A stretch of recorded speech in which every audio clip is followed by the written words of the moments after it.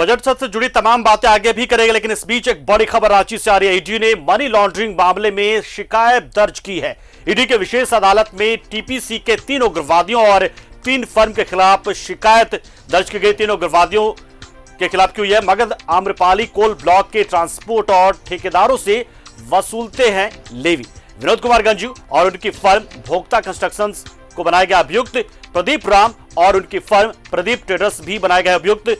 बिंदेश्वर गंजू और उनकी फर्म मां गंगे कोल ट्रेडिंग भी अभियुक्त बनाए गए हैं। 2016 में यह केस दर्ज किया गया था। बाद में यह केस एनआईए के पास स्थानांतरित हो गया था।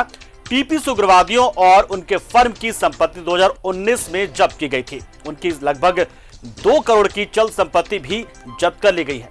तो बता दें, बड़ी अहम खबर यहां पर, और ये कहीं ना कहीं टेरर फंडिंग से जुड़ा ही मामला है। आप इसे कह सकते हैं कि किस तरीके से एक फर्म बनाई गई थी और फर्म के जरिए पैसे कैसे किस चैनल के जरिए पहुंचते थे उग्रवादियों तक। टीपीसी उग्रवादियों से जुड़ा यह मामला है और इस मामले में अब जो चल संपत्ति है वो करीब जब्त की गई है और उसके साथ ही ईडी के पास ये मामला पहुंचा हुआ। मनी लॉन्ड्रिंग का ये मामला हो चुका है। एनआईए ने भी इस मामले की जांच की थी और टेरर फंडिंग से जुड़ा ये मामला आप इसे कह सकते हैं। विशेष अदालत जो ईडी की है उसने टीपीसी के 3 उग्रवादियों और उनके जो 3 फर्में थी, यानी कि उनके उससे 3 कंपनियां जो चलाई जा रही थी, जिनके जरिए कहीं ना कहीं पैसे पंप किए जाते थे उग्रवादियों के पास, तो उसको लेकर अब कार्रवाई आगे बढ़ती नजर आ रही है। विनोद कुमार गंजू और उनकी कंपनी को, प्रदीप राम और उनकी फर्म प्रदीप ट्रेडर्स को, और उसके साथ साथ जो आखिरी तीसरा नाम है वो है बिंदेश्वर गंजू और उनकी फर्म है मां गंगे कोल ट्रेडिंग कंपनी। तो इन 3 कंपनियों को इन 3 अभियुक्तों के साथ अभियुक्त बनाया गया है और इन्हीं तीनों के जरिए कहीं ना कहीं टेरर फंडिंग की जाती थी, यानी कि उग्रवादियों तक, नक्सलियों तक जो पैसे पहुंचाने का एक चैनल तैयार किया गया था, जिसके जरिए वो अपने खाने की रसद या फिर हथियार या फिर और भी तमाम चीज जो भी उनके जरूरत के सामान होते हैं वो इसी फंड के जरिए खरीदे जाते हैं और ये फंडिंग की जाती थी। तो बड़ी अहम खबर, अब पुलिस की ओर से लगातार बहुत सारे मामले सामने आ रहे हैं और साथ ही साथ अब ईडी ने भी इस मामले में अब शिकंजा कसना शुरू किया। विशेष अदालत में टीपीसी के 3 उग्रवादियों के खिलाफ अब कार्रवाई हुई है, सुनवाई हुई है और विशेष अदालत में इन 3 उग्रवादियों के साथ उनकी 3 कंपनियों को भी अभियुक्त माना गया है।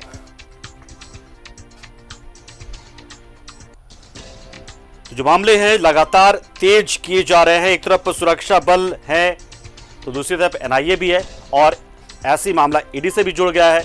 तो कुल मिलाकर अब नक्सलियों के खिलाफ जो एक रणनीति बनाई गई है, एक साझा एक रणनीति आप कह सकते हैं, जिसमें कि आप चोट पहुंचाना चाहेंगे नक्सलियों को हर हाल में। उनकी जो सप्लाई लाइन है उसे काटने की कोशिश, अगर सप्लाई लाइन बन गई है तो उसको खत्म करने की कोशिश, और साथ ही साथ जो नकेल कसा जा रहा है सुरक्षा बलों के सर्च ऑपरेशन में वो तो है ही।